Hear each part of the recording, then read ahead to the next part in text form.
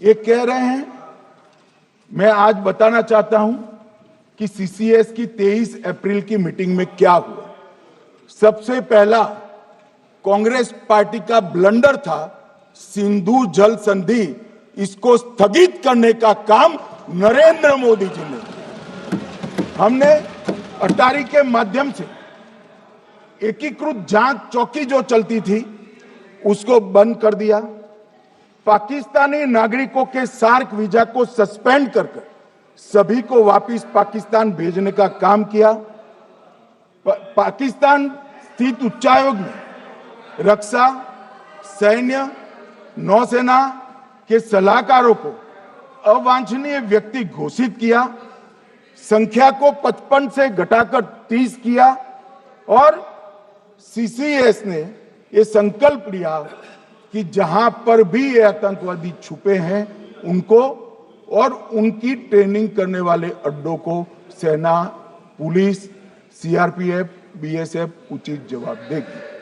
मान्यवर, जिस तारीख को ये हुआ उसी दिन ये निर्णय हो चुका।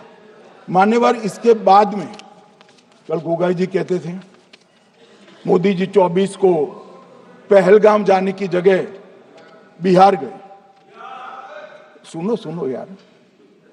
मान्यवर, मोदी जी जब ये पहलगाम घटना हुई यहां नहीं थे, विदेश में थे। आने के बाद तुरंत सीसीएस बैठक की और मोदी जी जिस दिन बिहार गए उस दिन पहलगाम में कुछ नहीं, कोई नहीं था, सिर्फ राहुल गांधी थे। सारे लोग चले गए थे, सारे लोग वहां से अपने अपने ठिकाने पर चले गए थे। मगर इन्होंने एक बात कही, उस पर मेरी आपत्ति है। मान्यवर, उन्होंने कहा 24 अप्रैल को चुनावी भाषण किया। मान्यवर, देश का नेतृत्व करने वाले देश के प्रधानमंत्री की फर्ज होती है कि देश की संप्रभुता पर, देश के नागरिकों पर अगर ऐसा जघन्य हमला होता है तो जनता की भावनाओं के अनुरूप जवाब देना चाहिए। मान्यवर, मैं आज आपकी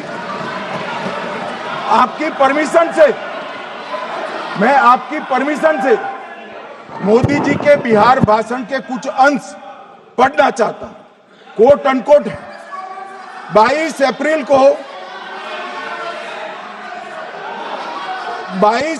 को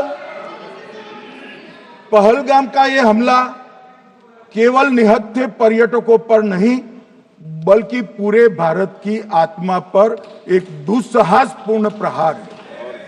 आतंकवाद के प्रति दृढ़ और कड़ा रुख, आतंकियों और इसके हमले की साजिश रखने वालों की कल्पना से भी बढ़कर उनको सजा दी जाए। मान्यवर, महत्वपूर्ण है आतंकियों और इसकी साजिश रचने वालों दोनों को। आतंकियों की बची खुची जमीन भी मिट्टी में मिलाने का समय आ गया है।